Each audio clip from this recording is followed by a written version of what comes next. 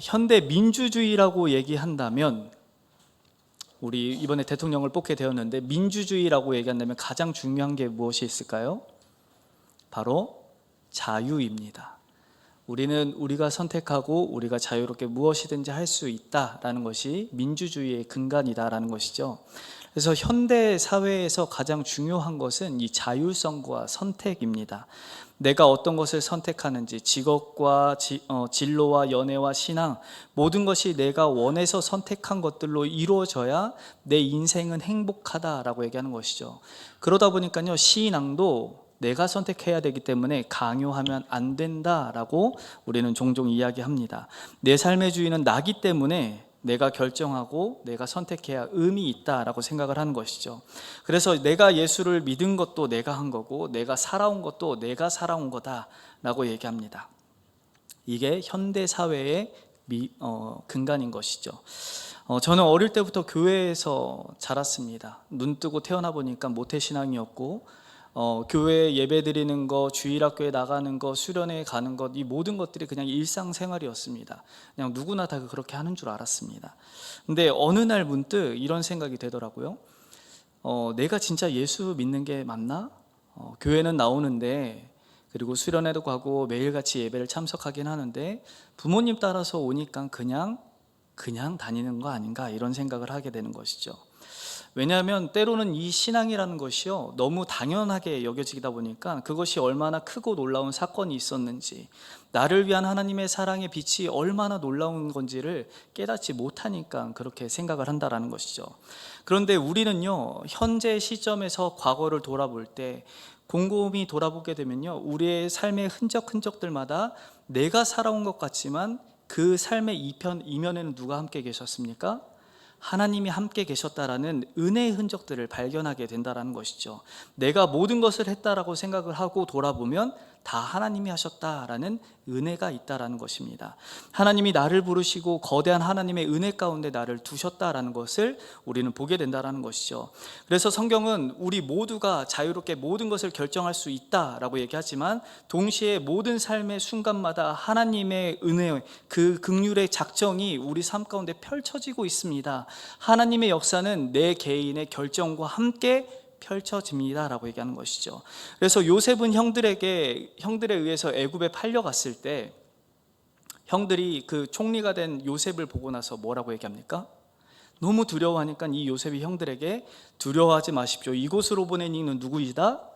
형들인 줄 알았는데 형들이 아니라 하나님이 하신 겁니다. 내게 일어난 모든 좋은 일, 나쁜 일, 이 모든 것을 돌아봤더니 하나님이 하셨습니다 라고 얘기하는 것이죠. 다시 말해서 주님은 우리 인생을 향한 모든 계획과 그 섭리 가운데 우리를 이끌고 있다라고 성경이 이야기한다는 것이죠.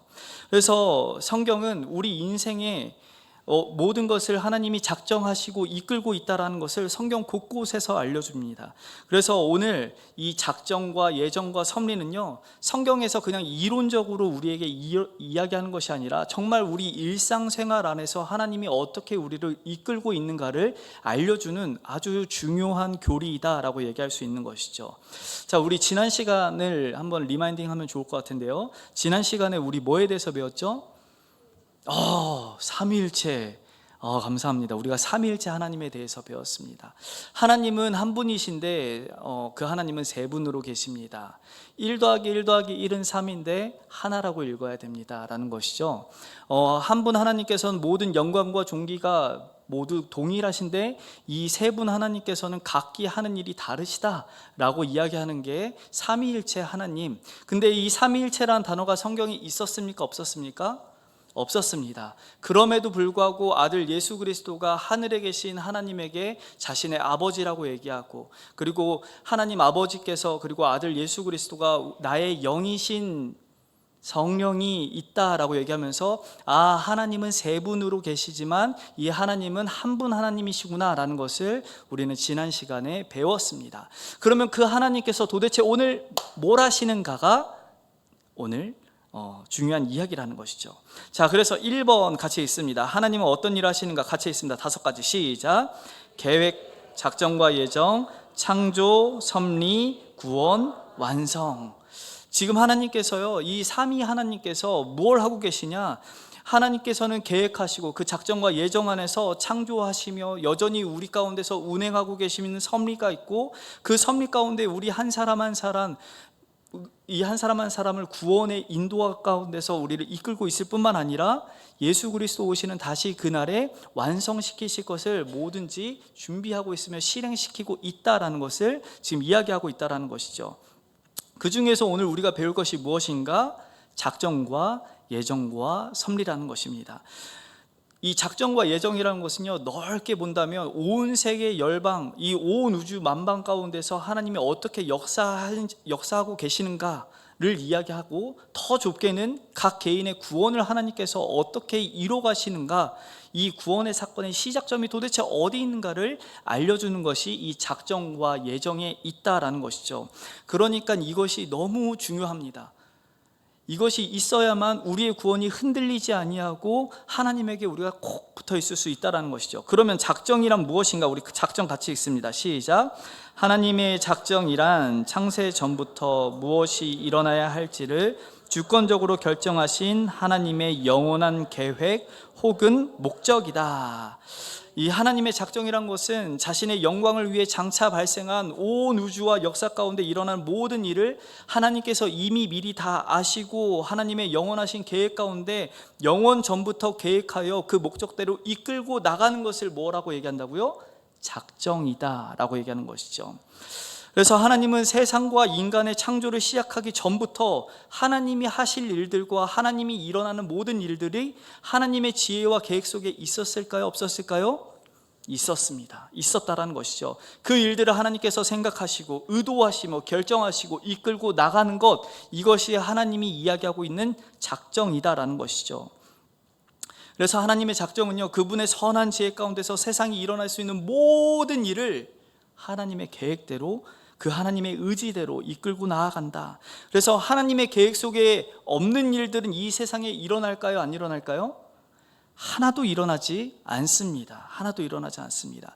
그래서 성경이 우리에게 뭐라고 얘기합니까? 너희가 기도하여도 그 기도가 응답되지 않는 것은 뭐 때문에? 하나님의 뜻이 아니고 너희들의 정욕대로 기도했기 때문에 이루어지지 않고, 어떻게 하면 기도가 이루어진다고 얘기합니까? 우리의 정욕을 다 버리고 하나님의 뜻대로 하는 기도여야만 하나님께서 응답하시는 것을 볼 수 있다라고 얘기한다라는 것이죠. 왜 그럴까요? 하나님의 뜻과 그 계획이 일치해야만 하나님이 어떻게 일하시는지를 기도를 통해서 우리가 눈으로 볼 수 있기 때문에 그렇습니다. 제 말이 빠르죠? 분량이 많습니다. 열심히 달려가 보겠습니다. 제가 말이 조금 빠르더라도 천천히 한번 따라 보십시오. 천천히 따라오시면 안 됩니다. 빨리 따라오십시오. 네. 그래서 하나님의 계획 없이는 어떤 사건도 일어나지 않습니다. 그러니까 우리 삶에 일어나는 모든 사건은 누구의 계획 속에 이미 있었다? 하나님의 계획 속에 있었다. 이렇게 생각하면 이제 억울한 일도 많고 화날 일도 많고, 그럼 막 치밀어 오르는 화를 이 예정의 끝까지 다 섭리까지 가다 보면 그럴 수 있지라고 이제 고개를 끄덕일 수 있는데, 자 봅시다. 그렇다면 그 하나님의 의지의 뜻과 계획은 어디까지일까? 이 작정이 도대체 어디까지일까? 작정이란 것은 온 우주 만물까지를 하나님께서 작정하셨다라고 우리는 보는 것이죠. 창조뿐만 아니라 구속의 과정까지, 다시 회복시키는 모든 것까지 하나님께서 계획하신 것을 작정이다라고 얘기하는 것이죠. 명확한 그 계획에 따라서 하나님은 일을 하신다라는 것입니다. 그러면 이 작정에 놀라운 특성이 하나가 있는데, 하나가 아니죠. 제가 6가지를 써놨습니다. 첫 번째 우리 같이 읽어볼까요? 시작. 작정은 하나님의 지혜에 근거를 둔다. 에베소서 1장 11절 같이 밑에도 읽습니다. 시작. 모든 일을 그의 뜻대로 계획을 따라 우리가 예정을 입어 그 안에서 기업이 되었으니. 아멘. 우리는 이 세상의 모든 이치를 다 이해할 수 있을까요? 없을까요? 없습니다. 우리는 우주를 다 탐험한다고 하지만 탐사가 끝났을까요? 심지어 이 지구 안에 있는 심해조차도 탐사가 끝났습니까? 끝나지 않았습니다. 끝나지 않았는데 비용, 그 많은 것들을 생각해 보니까 더 탐험할 것이 없다라고 과학자들이 생각을 하는 것이죠. 그만큼 우리의 지혜는 한계가 있고 우리는 명확한 한계점이 분명한데, 이 세상을 어떻게 알 수 있습니까? 라고 얘기할 때 하나님은 온 세계 우주 만물을 누구의 지혜로? 자신의 지혜로, 하나님의 지혜로 지으시고 계획대로 세우셨기 때문에 모르는 게 있겠습니까? 없겠습니까? 단 한 가지도 없다라는 것이죠. 전능하신 하나님이 모든 것을 아시고 자신의 뜻대로 자기가 원하는 대로 움직이신다라는 것이죠. 그래서 그 계획이 주님의 지혜대로 실행되고 있다라는 것입니다. 그래서 모든 세상의 작정은, 우리 삶에서 일어나는 모든 일들은 하나님의 지혜와 그 성품의 근거를 두고 있다라는 것이죠. 그러면 2번 같이 읽습니다. 시작. 작정은 영원전에 이루어져 그 효과가 역사 속에서 지속적으로 이어진다. 시편 33편 11절 밑에도 읽습니다. 시작. 여호와의 계획은 영원히 서고 그의 생각은 대대에 이르리로다. 아멘. 우리 앞에서 에베소서 1장 3절부터 6절까지도 읽었지만 성경 곳곳에는 하나님께서 영원전부터 계획하시고 우리를 이끌고 있다는 사실을 끊임없이 이야기하고 있다는 것이죠. 언제 세웠다고요? 계획을? 영원 전부터 세웠다라고 얘기합니다. 영원 전부터 세웠다라는 말이 아주 중요한데, 자, 사람이 하나님의 형상으로 창조가 되었습니다. 그 하나님을 닮은 사람과 하나님이 공통점이 하나가 있는데 무엇이 있을까요? 하나님과 사람 둘 다 계획한다라는 건 공통점입니다. 여러분은 모두 인생을 계획하지 않으십니까? 자녀를 계획하고 삶을 계획하고 앞으로의 노후, 이 모든 것을 우리는 계획하잖아요. 그죠? 근데 하나님과 우리가 다른 점이 있다면 뭐가 있을까요? 우리의 계획은 언제든지 엉망이 되고 어그러질 수 있는데 하나님의 계획은 언제 세웠어요? 영원 전에, 누구도 간섭하기 이전에 세웠기 때문에 흔들림이 있다 없다? 없다. 그래서 그 하나님의 흔들리지 않는 영원한 계획은 역사 속에서 지속적으로 예수 그리스도가 다시 오시는 그날까지, 회복하는 그날까지 끊임없이 전진하여 나아간다라고 얘기하는 것이죠. 이해가 되시죠? 네, 그래서 3번 같이 읽습니다. 시작. 작정은 반드시 성취되며 결코 변하지 않는다. 욥기 23장 13, 14절 있습니다. 시작. 누가 능히 돌이키랴. 그의 마음에 하고자 하시는 것이면 그것을 행하시나니 그런즉 내게 작정하신 것을 이루실 것이라. 이런 일이 그에게 많이 있으리라. 아멘. 하나님이 전지전능하시고 주권적으로 모든 일을 행사하고 있기 때문에 하나님이 작정하신 것은 실패할까요? 실패하지 않을까요? 절대 실패하지 않습니다. 자, 근데 하나님께서 모든 계획을 언제 세우셨다라고 얘기합니까? 창세 전에, 영원 전에 세웠기 때문에 누구도 틈타지 아니하고 누구도 그 계획을 망칠 수 없었기 때문에 하나님은 누구에게도 이 요동함을 받지 아니하시고 그 계획을 반드시 뭐 하십니까? 성취하신다라고 얘기하는 것이죠. 어떤 상황이나 조건에 의해서 하나님의 계획이 변경이 되지 않는다라는 것입니다. 사람의 작정과 계획은 상황의 조건에, 환경에 다 변하기 마련입니다. 하필 제 아들이 오늘 왔습니다. 큰일인데, 제가 월요일이면 제 아들에게 나랑 뭐 하자, 아빠 오늘 쉬지? 그러면 이렇게 물으면 제가 그래 아빠 쉬니까 우리 뭐 하자 이렇게 얘기합니다. 근데 종종 저에게도 다른 일이 발생할 때가 있습니다. 그러면 어떻게 될까요? 계획이 어그러지는 것이죠. 우리의 사람의 계획은요 이렇게 쉽게 어그러집니다. 그런데 하나님의 계획은요 영원 전에 계획이 되었고 누구도 간섭할 수 없기 때문에 그 하나님의 계획은 반드시 실현되고 성취된다라는 것이죠. 그래서 하나님의 계획은 중간에 변동이 있을까요? 없을까요? 없습니다. 내가 기도를 열심히 해서 하나님이 이렇게 막 울부짖는다고 하나님이 없던 계획을 갑자기 실현시키실까요? 그렇지 않다라는 것이죠.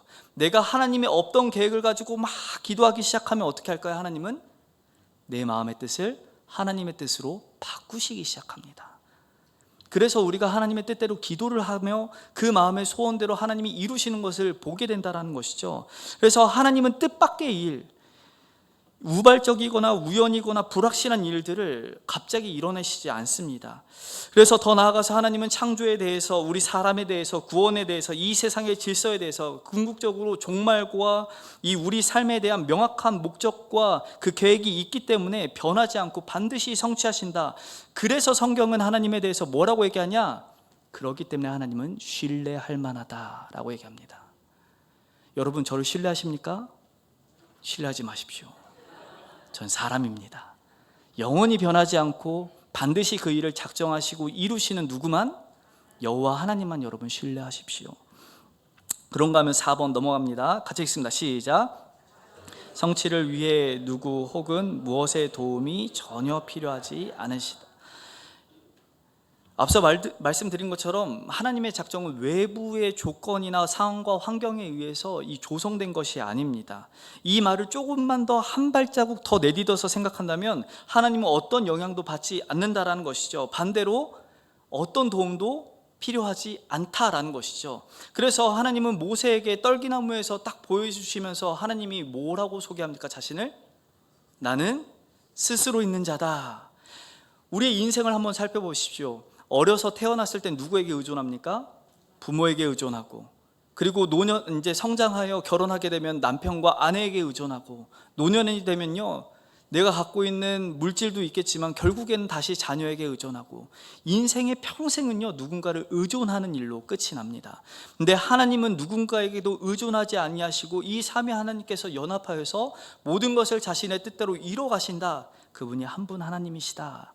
그렇기 때문에 하나님은 누구의 도움이 절대 필요하지 않다라는 것이죠. 이해되시죠? 자, 5번으로 넘어갑니다. 같이 읽습니다. 시작. 작정은 인간의 선악간의 모든 행위 및 그 밖의 모든 것을 포함한다. 자, 이제 여기서 우리는 질문을 하게 됩니다. 하나님이 누구의 도움도 필요 없으시다고 얘기했는데 그러면 나는 왜 이렇게 살아가야 합니까? 라는 질문이 나오기 시작한다는 것이죠. 그리고 하나님께서는 하나님의 뜻을 이루기 위해서 우리를 사용하신다라고 얘기하는 것 같은데, 과연 내가 순종하지 않고 불순종하게 되면, 이 세상 많은 사람들이 악을 행하게 되면 하나님의 뜻은 좌절되는 거 아닙니까? 라는 질문이 우리에게 들어올 수 있다는 것이죠. 우리가 불순종하면 하나님의 계획과 그 성취가 무너지고 좌절될까요? 결코 그렇지 않습니다. 내가 실패한 것이지 하나님이 실패한 게 아닙니다. 하나님은 여전히 우리의 실패 속에서도 함께 일하신다라는 것이죠. 우리의 선한 행실, 우리의 악한 행실, 이 모든 것들이 이미 누구의 계획 안에 있다? 하나님의 계획 안에 있구나라는 것이 지금 이 작정 안에 있다라는 것이죠. 하나님의 작정은 온 우주 만물이 창세 전에 짓기도 전에, 창세 전에 하나님께서 우리의 모든 것을 아시고 우리의 뜻과 우리의 행동의 계획대로 하나님께서 이미 모든 것을 아시고 계획하셨다. 그래서 우리의 불순종, 우리의 악함, 우리의 나쁨을 통해서 하나님의 뜻이 좌절되는 것이 아니라 그런 모든 일을 통해서 하나님은 선을 이룬다 라고 얘기하는 겁니다. 그래서 사도 바울이 뭐라고 합니까?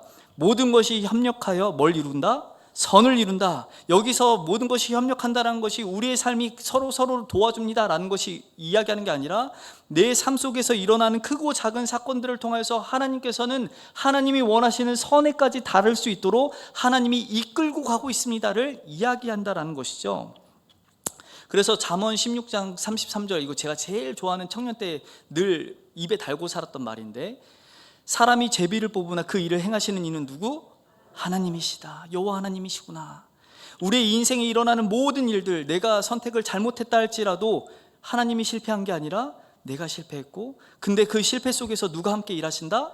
하나님이 일하신다. 그러니까 실패한 겁니까? 안 실패한 겁니까? 안 실패한 겁니다. 여러분, 우리 인생이 조금 우리가 늘 갈림길에 서 있거든요. 그래서 A를 선택할까요? B를 선택할까요? 어느 것이 하나님의 뜻입니까? 빠밤 빰빠밤. 우리는 늘 A와 B를 선택하려고 노력을 합니다. 근데 A도 B도 하나님의 선택은 거기에 있습니다.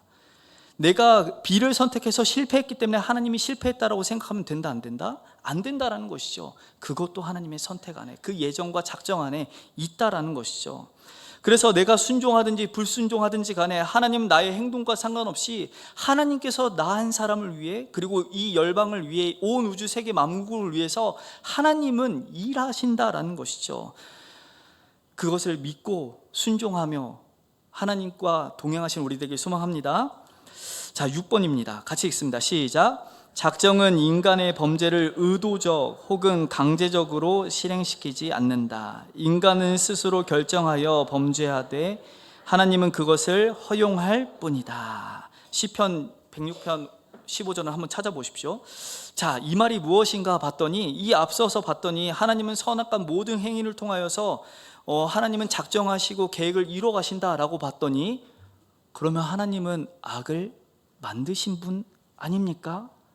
결국에 하나님이 악을 조성하신 거 아닙니까? 라는 질문이 나온다라는 것이죠. 하나님이 일부러 악을 만드셔서 우리가 이렇게 살아가는 거 아닙니까? 악의 제공자, 악의 원인은 하나님에게 있는 거 아닙니까? 우리가 묻는 것이죠. 그렇다면 하나님이 악을 만드셨을까요? 아니라고 성경이 이야기합니다. 그러면 악은 왜 존재할까요? 하나님이 이 악에 대해서 허용했다, 허용적 작정이다 라고 성경은 기록합니다. 왜냐하면 악은 하나님이 만드신 것이 아니라, 자, 만약에 빛이 있으면 뭐가 없어집니까? 어둠이 없어집니다. 그러면 어둠이 있다라는 것은 뭐가 없는 겁니까? 빛이 없는 것이죠. 그 말을 다시 얘기한다면 우리 삶에 어둠이 찾아왔습니다, 우리 삶에 악이 찾아왔습니다 라는 것은 우리 안에 뭐가 없다? 빛이신 하나님이 안 계신다. 그 말은 무엇일까요? 우리가 하나님과 사람 사이를 뭐 했다? 단절했다. 우리가 하나님과 멀어지기로 작정하니 우리 안에 어둠이 찾아오고 악이 찾아왔다. 하나님이 우리에게 악을 주신 것이 아니라 우리가 자발적으로 선택하여 악을 했고 하나님을 떠났더니 우리 안에 악이 발생하였다. 그것을 하나님은 내버려 두셨다, 허용하셨다라는 것이죠. 이해되시죠? 그래서 우리는 어둠 가운데서 태어나고 어둠 안에서 자유롭게 행동합니다. 자, 이 이야기를 잘 새겨 들으셔야 됩니다. 우리는 자유롭습니까? 안 자유롭습니까? 우린 자유롭습니다. 우린 뭐든지 할 수 있습니다. 뭐든지 행할 수 있는데 우리는 어디 안에서 자유롭게 행동한다고요? 어둠 안에서 행동합니다. 태어나는 모든 사람은요, 어둠 안에서 빛이 없는 하나님과 단절된 상태에서 행동을 하기 때문에 그가 자유롭게 선택하는 모든 것은 다 어둠과 악과 죄악일 수밖에 없다라고 성경이 기록하는 것이죠. 그런 우리 가운데 하나님께서 어둠 가운데 있는 우리에게 친히 하나님이 찾아오셔서 우리에게 믿음을 선물로 주시고 선물 가운데 예수 그리스도를 아는 조명의 빛을 성령을 통해서 비춰주시니까 우리 마음에 뭐가 생기는 거예요? 예수 그리스도를 품을 수 있는 은혜가 생기는 것이죠. 그렇기 때문에 우리에겐 노력과 공로나 힘이 없다, 이 모든 것을 누가 해주셨다? 하나님이 주셨구나 라고 고백을 한다라는 것이죠. 그러면 하나님은 이 악에 대해서 어떻게 사용하시는가, 죄악을 허용하시는가 라고 봤더니 하나님은 진짜 우리가 선택하는 모든 악을 가지고 하나님의 일을 일궈 가시는 것이죠.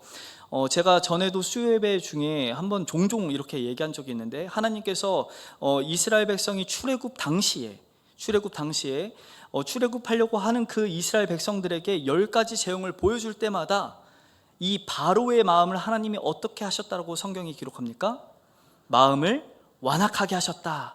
근데 이 마음을 완악하게 했다라는 말은요, 하나님께서 그 마음에 악을 막 집어넣어 가지고 너가 더 나쁜 마음을 품어야 돼 라고 이렇게 만들어 놓은 게 아니라 하나님이 그냥 그 마음 그대로를 뭐 하다고? 내버려 두신 거죠. 악한 그 마음을 품도록 그냥 내버려 두었다. 그 단단해진 마음을 부드럽게 만져주지 않고 내버려 뒀더니 어디까지 쫓아왔습니까? 홍해바다 앞까지 쫓아왔습니다. 그래서 어떻게 됐죠? 홍해바다를 다 건넌 이스라엘 백성들을 쫓아가가지고 홍해를 쫓아갔더니 그 홍해바다 앞에 수장되었다라는 것이죠. 무슨 말을 하고 싶은 것일까요?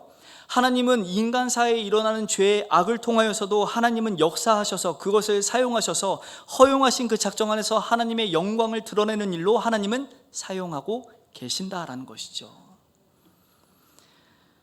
그렇다면 이 영원전부터 모든 것을 작정하신 이유와 목적이 무엇이냐, 이미 제가 한번 말씀을 드렸는데 우리 같이 읽습니다. 시작. 하나님께서 완전한 모든 계획과 그 작정을 세우신 이유는 하나님의 영광을 위해서 세우셨다. 하나님은 이 세상 모든 만물을 지으시고 다스리는 주인이시다. 그러므로 모든 피조물은 주의 영광을 위해 살 때만이 자신의 정체성과 삶의 의미를 갖게 된다. 하나님은 만물을 통하여 영광과 존귀와 찬양을 받으시기를 기뻐하신다. 아멘. 하나님은 자신의 영광을 위해서 우리의 삶 가운데 모든 역사를 통하여서 하나님이 얼마나 크고 위대하신지를 드러낸다라는 것이죠. 그런데 그 하나님의 크고 위대한 사건을 잘 드러낸 것이 언제였을까요? 2000년 전 골고다 언덕 그 십자가입니다. 그런데 여러분 한번 생각해 보십시오. 우리에게 아무런 의지 없이 예수 그리스도조차도 하나님의 피조물로서 그냥 만약에 로봇처럼 그 십자가에 매달렸다라고 생각해 보십시오. 그러면 그게 하나님의 영광을 드높이는데 하나님을 찬양하는 데 도움이 되겠습니까? 그렇지 않다라는 것이죠. 그 아들 예수 그리스도가 그 하나님 아버지와 한 그 약속을 가지고 기쁨으로 자발적으로 그 십자가에 달려서 죽으심으로 하나님 아버지께서 사랑하시는 자를 어떻게 사랑하시는지 보여줌으로 하나님의 영광이 얼마나 찬란한지를 십자가 안에서 보여주셨다 라고 얘기하는 것이죠. 그런 죽음의 사건을 통해서 하나님은 영광을 받으시고 그를 믿는 자를 통하여서 영광을 받으시고 그를 따라가는 자, 그래서 우리의 목적지는 어디입니까? 아들 예수 그리스도의 장성한 분량까지 우리는 닮아가도록 고정이 되어 있다는 것이죠. 여러분, 예수님 닮으셨습니까? 옆 사람 한번 쳐다보십시오. 예수님 닮으셨습니까? 아멘. 더 예수님 닮기를 우리가 소망해야 된다는 것이죠. 그래서 우리 모습 속에 있는 아들 예수 그리스도의 형상을 회복시키면 회복시킬수록 누가 영광 받으신다고요? 하나님이 영광 받으신다. 그리고 이 모든 영광 가운데서 하나님께서 훗날 악한 자를 심판하심으로 하나님이 얼마나 의로운지도 드러나게 된다라고 성경은 기록한다라는 것이죠. 이해되신 줄 알고 빨리 넘어가겠습니다. 아직 한 장이 넘어가질 못했습니다. 네, 그러면 이렇게 작정에 대해서 이야기했더니 사람들이 반감을 갖기 시작하는 사람들이 있다는 것이죠. 하나님이 모든 것을 다 계획하시고 모든 것을 이루시고 하나님이 모든 걸 다 하면 우리는 꼭두각시냐라고 묻는 사람들이 지금도 있었고 과거에도 있었다. 뭐 펠리기우스라든지 소시아니아든지 알미니안이라든지 이런 많은 사람들이 이미 과거에 했던 질문이 있었다라는 것이죠. 그런데 오늘 우리도 그런 질문을 한다라는 것이죠. 그래서 주장 1번을 같이 읽습니다. 주장 1번 시작. 작정교리는 인간의 자유의지와 모순된다는 주장. 하나님이 모든 것을 작정하셨다라고 얘기한다면 인간이 자유롭게 선택할 수 있는 의지조차 있느냐라고 묻는 것이죠. 모든 것이 작정되어 있고 계획되어 있다면 인간은 필연적으로 어떤 행동이든지 내가 원해서 한 게 아니고 결국 하나님이 원해서 한 거 아닙니까? 모든 죄도 모든 악도 내가 하는 모든 선한 것도 하나님이 하는 것 아닙니까? 그렇기 때문에 모든 일이 내 책임이 아니다라고 얘기하는 게 이 핵심입니다. 그런데 이제 반론을 한번 보십시오. 성경은 하나님이 인간의 모든 자유로운 행위를 작정하셨다고 가르칠 뿐만 아니라 그럼에도 불구하고 인간은 자유롭기 때문에 자기 행위에 책임을 지고 있다고 가르칩니다. 자, 아담이, 저를 보십시오. 만약에 아담이 하나님이 계획하신 대로 로봇처럼 행동하고 그 로봇처럼 선악과를 따먹었다고 얘기한다면 이건 누구 책임일까요? 하나님 책임이겠죠. 근데 그 하나님께서 책임을 누구에게 묻습니까? 아담에게 묻는 것이죠. 왜 그랬을까요? 아담이 그 모든 행위를 자신의 자유의지로 자발적으로 했기 때문에 하나님께서는 그것에 대해서 책임을 누구에게? 아담에게 물으신다라는 것이죠. 그렇기 때문에 하나님은 우리 모두에게 자유로운 의지를 주시고 그 모든 것을 행할 수 있도록 하셨다. 이해되시죠? 네, 좋습니다. 그래서 우리가 선택한 모든 자유로운 선택, 그것이 선한 것이든지, 앞에서 얘기했습니다. 선한 것이든지 악한 것이든지 간에 하나님은 하나님이 작정하신 모든 계획을 우리의 자유로운 선택 안에서 하나님은 그 뜻을 이루신다. 내가 100% 행했는데 하나님께서 뒤돌아보면 100% 다시 하셨다. 모든 것을 100% 했고 100% 했다라고 얘기하는 것이죠. 그래서 그냥 넘어가서 여기 동그라미 땡그라미 되어 있는 걸 한번 보십시오. 맨 밑에 같이 읽습니다. 시작. 하나님의 주권적 작정과 인간의 자유의지가 충돌하지 않는 것은 신비이다. 아멘. 신비입니다. 신비입니다. 이거 어떻게 설명 가능합니까? 설명 불가능합니다. 근데 모든 일을 우리가 자발적으로 선택하고 행동하고 내 마음대로 한 것 같은데 그 속에 누가 함께 역사하고 있었다? 하나님이 함께하고 있더라. 성경 전체가 그것을 이야기하고 있다. 근데 이게 어떻게 설명이 가능합니까? 이해가 안 되니까 모든 학자들이 이건 신비입니다 라고 얘기하는 것이죠. 믿으십시오. 믿으시기 소망합니다. 반론 2번은 넘어가겠습니다. 자, 넘어갑시다. 자, 하나님은요 이렇게 우리와 함께 일하시는데 그러면 예정이란 무엇인가? 같이 읽습니다. 시작. 예정이란 하나님이 창조하신 모든 창조 세계 중에서 도덕성을 가진 인격적 존재에 대한 하나님의 주권적인 작정, 즉 계획과 목적을 말한다. 아멘. 앞에서 말했던 작정이라는 것은 제가 범위가 어디서부터 어디까지라고 얘기했죠? 하나님이 창조하시는 창세 전부터 시작하여서 구원의 완성의 날까지, 회복하는 그 날까지 온 우주 만물 가운데서 일하시는 모든 것의 작정이라고 얘기하겠습니다.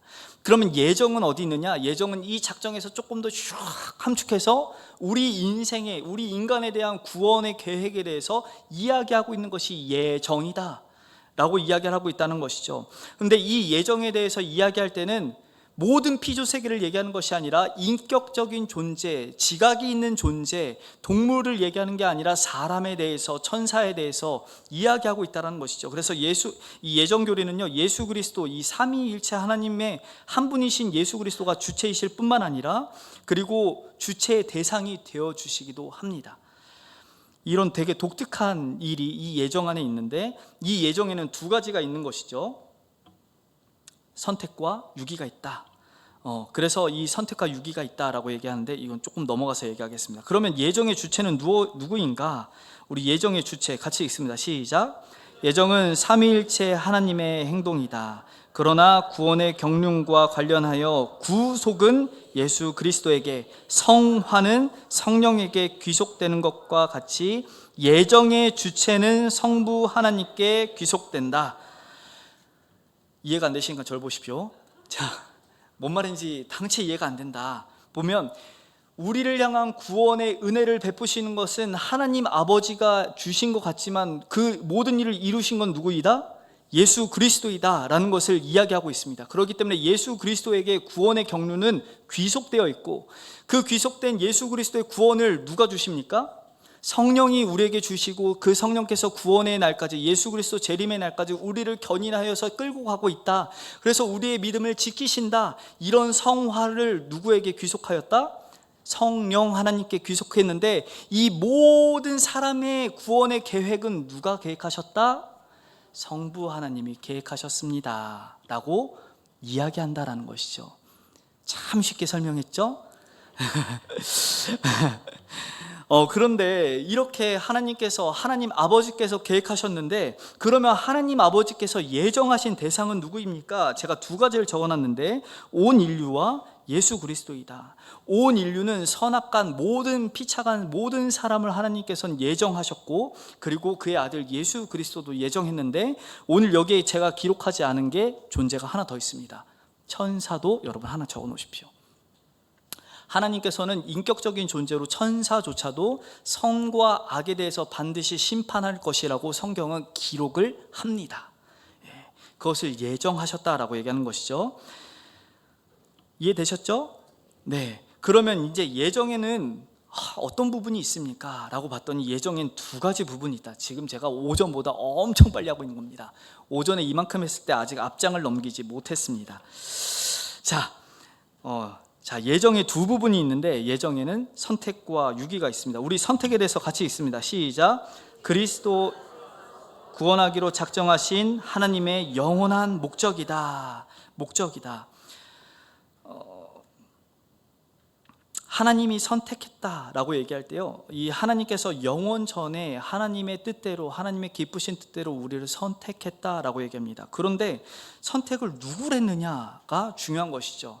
자, 먼저 누구를 선택했느냐라고 봤더니 선택의 대상은 첫 번째, 예수 그리스도, 성부 하나님이 가장 먼저 선택한 게 누구이냐? 아들 예수 그리스도를 선택하시고, 우리 성경 예배소서 본문을 잘 기억해 보십시오. 아들 예수 그리스도를 선택하시고, 아들 예수 그리스도 안에서 그의 뜻하신 기쁘신 뜻대로 하나님의 자녀들을 선택하셨다라고 기록을 합니다. 이해되시죠? 그래서 하나님의 선택은 이중 선택입니다. 누구를 먼저? 예수 그리스도를 먼저 선택하고 그 안에서 우리를 선택했더라 라고 이야기하고 있다는 것이죠. 그래서 이 선택은요, 하나님의 그의 영원 불변하신 목적과 그 기쁘신 오묘하신 그 계획 속에서 정해져서 그 기쁘신 뜻대로 운행 중이시다라는 것이죠.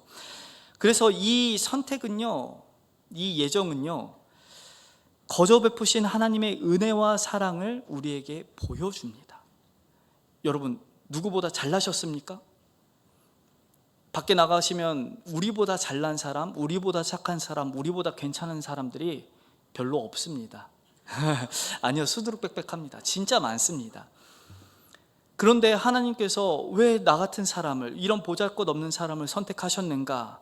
라고 얘기할 때는 하나님의 기쁘신 뜻대로 그냥 선택하셨습니다. 그것이 은혜이고 하나님의 사랑입니다. 그래서 그것 때문에 우리가 어떻게 하는 거예요? 나도 구원받았는데 너도 구원받아야지. 나만 구원받는 거 아니야. 너가 예수 그리스도를 알기만 하면 돼 라고 우리가 나가게 된다는 것이죠. 그래서 하나님께서 그 구원의 작정을 이루기 위해서 우리를 사용하시는데 뭘로 사용하시죠? 전도에 미련한 것으로 사용하시길 원하신다라고 얘기하는 겁니다. 왜냐하면 우리가 그 구원의 은혜가 얼마나 크고 놀라운지를 알기 때문이다라는 것이죠. 그래서 사도 바울은 은혜가 더 크게 보이려면 뭐가 더 크게 보여야 된다고 얘기합니까? 내가 얼마나 죄인이었는지, 이 죄를 더 많이 지으라는 소리 이야기 아니죠? 네. 목사님이 죄 더 많이 지어도 된대, 오늘 집에 가서 한잔하자, 이러시면 안 됩니다. 내 죄가 얼마나 크고 내가 얼마나 큰 하나님 앞에서 죄인이었는지를 깨달아야 하나님의 은혜가 얼마나 크고 놀라운지, 그 하나님의 구원의 작정이 그 창세전부터 나를 향해서 어떻게 달려오고 있었는지를 그제서야 알 수 있다는 것이죠. 그래서 이렇게 선택했다라는 것은요, 선택했다라는 것은 다른 말로 뭐가 있을까요? 선택하지 않은 게 있다라는 것입니다. 현대의 많은 학자들이 유기에 대해서는 이야기하지 않으려고 합니다. 이건 조금 사람에 대해서 이건 비인륜적인 것 같아. 하나님 버렸다니 이거 말이 되겠어? 라고 생각을 하는 것이죠. 그러나 성경은 하나님이 버릴 사람을 하나님의 기쁘신 뜻대로 누구는 선택하고 누구는 내버려 두기로 작정했다. 그게 우리는 바로왕을 보았고, 우리는 여러 성경의 인물 안에서 하나님의 버림받은 사람들을 봤다라는 것이죠. 그래서 하나님께서는 내버려뒀다라고 얘기하는데, 자, 유기에 대해서 같이 있습니다. 시작. 하나님은 인간의 죄를 용서하시고 구원을 베푸시지만 어떤 사람들은 그들의 죄 가운데 그대로 내버려 두셔서 치욕과 형벌과 하나님의 진노를 받게 함으로써 하나님의 공의를 나타내시기로 작정하셨다. 작정하셨다. 하나님이 내버려 두셨다라는 것이죠. 죄악 가운데 그들이 있기로 내버려 두셨다. 자, 세상 많은 사람들이 어디에 있었다라고 얘기했죠? 제가 죄 가운데 있어서 어둠 가운데 있더라. 그래서 하나님은 사람을 보냅니다. 하나님은 이미 누군가를 초청하여서 그 마음 가운데 빛을 주시고, 빛을 본 그 사람이 어둠 가운데 있는 사람에게 빛을 나눠주기 위해서 달려갑니다. 자, 너도 빛을 받아 라고 얘기하는데, 그 사람이 자발적으로 뭐 하는 거죠? 거절하는 겁니다. 하나님이 거절하게끔 그 사람 마음 가운데 조성하신 게 아니라 이미 어둠 가운데 있는 이 사람이 하나님께서 주신 이 빛을 안 받기로 작정했다. 안 받는다. 그런데 그 하나님께서 뭐 하는 거예요? 내버려 두시는 것이죠. 그래, 넌 내버려 둘게. 내버려 둘게. 이것을 뭐 하기로 한 거? 유기했다. 다른 말로 버리기로 작정했다. 내버려 뒀다라고 얘기하는 것이죠. 그런데 나에게는 그런 은혜를 주셨다. 그래서 믿음은 선물로 받는다라고 이야기를 하는 것이죠. 이렇게 내버려둠으로써 자신의 죄값을 반드시 치르게 하는, 사망에 이르게 하는 그 공의의 하나님의 심판이 반드시 있다라는 것을 성경이 기록하고 있는 것이죠. 반대로 예수 그리스도의 대속의 죽음으로써 죄의 값을 지불한 하나님의 공의로움이 얼마나 크고 놀라운지 그것을 우리에게 보여주신다. 그래서 이 예정교리가 원하는 것이 있습니다. 예정교리, 이 선택과 유기교리가 우리에게 주는 유익이 무엇이냐? 같이 있습니다. 시작. 선택교리는 우리를 겸손하게 하며 하나님의 은혜를 깨닫게 하여 감사하게 하고 구원의 확신을 갖고 담대하게, 반대로 유기교리는 하나님의 목적이 반드시 성취될 것이라는 확신과 인간의 어떠한 공로나 노력도 구원에 기여하지 못함을 깨닫게 한다. 내가 선택을 받았습니다 라는 이것 때문에 내가 아무런 공로가 없습니다 라는 것을 깨닫게 되고, 그러면 어떻게 돼요? 하나님 앞에 겸손하게 된다는 것이죠. 겸손하게 되면 어떻게 되겠습니까? 그 은혜의 풍성함과 그 기쁘신 뜻을 알아서요, 그 은혜 때문에 감사하여 반응하며 우리가 순종하며 나갈 수 있다는 것이죠. 그래서 혹여 여러분이 신앙 안에서 혹여 실패해도, 혹여 내가 믿음 안에서 약간 파선한 것 같아도, 내 자녀가 지금 당장 교회 안 나와서 저거 지금 죽으면 지옥 가는 거 아니야 라는 이런 생각이 든다 할지라도 우리가 기뻐할 수 있는 것은 어디 있냐? 하나님이 선택을 하셨다. 근데 언제 하셨습니까? 영원 전에 하셨기 때문에 누구의 계획이 들어오기도 전에, 누가 간섭하기도 전에, 어떤 행동을 생각하기도 전에 하나님이 선택했기 때문에 그 구원에 흔들림이 없구나라고 우리는 믿을 수 있다는 것이죠. 그러면 어떻게 될까요? 내가 오늘 하루를 살아가는데 이 순종하지 못하면 하나님이 어떤 벌을 내리실까라는 두려움 때문에 내가 순종하는 것이 아니라, 내가 받은 구원의 은혜가 얼마나 크고 놀라운지, 그 하나님의 사랑이 얼마나 컸는지에 대한 감사와 감동과 이 겸손으로 우리가 기쁘게 무엇이든지 순종할 수 있게 된다는 것이죠. 그렇게 순종하시는 우리 모두가 되길 간절히 소망합니다. 그래서 예정교리는요, 사람을 궁극적으로 이 하나님의 모든 주권 안에서 하나님이 구원하신다라는 것을 이야기합니다. 이렇게 하나님의 주권만 막 강조하니까 사람들은 그러면 인간의 의지는 없습니까? 라는 것을 또 자꾸 이야기하는 것이죠. 그러나 하나님의 주권과 그리고 우리의 인간의 의지는 함께 신비롭게 흘러가고 있다라는 것을 꼭 기억하셔야 된다는 것이죠. 여러분, 근데 이렇게 기쁨으로 순종하면 우리에게 뭐가 주어질까요? 내가 순종하든 순종하지 않든 하나님의 뜻은 이루어지고 하나님의 나라는 전진하고 있는 중인데, 내가 순종한들 무슨 차이가 있을까요? 여러분, 순종하셔야 되잖아요. 순종하면요, 하나님께서 그 영광에 참여하게 하신다라고 얘기합니다. 온 세계 우주 만물을 작정하신 그 하나님께서 자신의 영광을 위해서 달려가고 있는데, 하나님께서 순종하는 자를 통하여서 그 영광을 보게 하실 뿐만 아니라 그 영광에 참여하는 자로 우리를 불러주신다. 그런데 이것만 있으면 하나님이 안 되니까 하나님이 하나를 더 약속하십니다. 무엇일까요? 순종하는 자에게는 반드시 뭐가 있다? 상급이 있다 라고 얘기합니다. 그래서 사도 바울은 자신의 부름의 인생에 대해서 끝까지 달려갈 수 있는 이유가 어디 있었습니까? 부르심의 상이 있기 때문에, 하나님께서 날 불러주셨을 때 순종함을 통하여서 상 주실 것을 기대함으로 나아간다라고 성경 전체가 이야기합니다. 그러니까 여러분, 상급 받으실 것을 고대하십시오. 이렇게 얘기하면 꼭 생각하시는 분들이, 그러면 순종 잘하면 어떤 부귀 영화를 누립니까? 그걸 얘기하는 게 아닙니다. 하나님의 부르심의 면류관의 상이 있습니다. 기쁘신 상이 있습니다. 그 생명의 면류관의 상을 받기 위해서 여러분 달려가십시오. 빨리 넘어왔습니다. 섭리입니다. 같이 읽습니다. 섭리 시작. 섭리란 하나님이 창조하신 우주 만물의 모든 피조물을 보존하시며 그 우주 만물이 자신의 목적을 향하여 움직이도록 다스리시고 운행하시는 하나님의 사역을 말한다. 섭리 대상도 있습니다. 시작. 모든 우주, 물질 세계, 동물계, 민족의 일, 사람의 출생과 운명, 인간의 성공과 실패, 우발적으로 일어나는 듯한 사소한 사건, 의인을 보호함, 악인의 적발과 형벌, 하나님의 백성의 필요를 공급, 기도 응답, 이 모든 게 하나님의 섭리 가운데 있다라는 것이죠. 이 섭리는 여전히 지금도 하나님이 하고 있는 일입니다. 그 하나님께서 온 우주 만물을 만약에 권능의 손으로 붙들고 계시는데, 붙드시는 손을 내버려두면 어떻게 될까요? 우주 질서가 다 파괴가 되는 것이죠.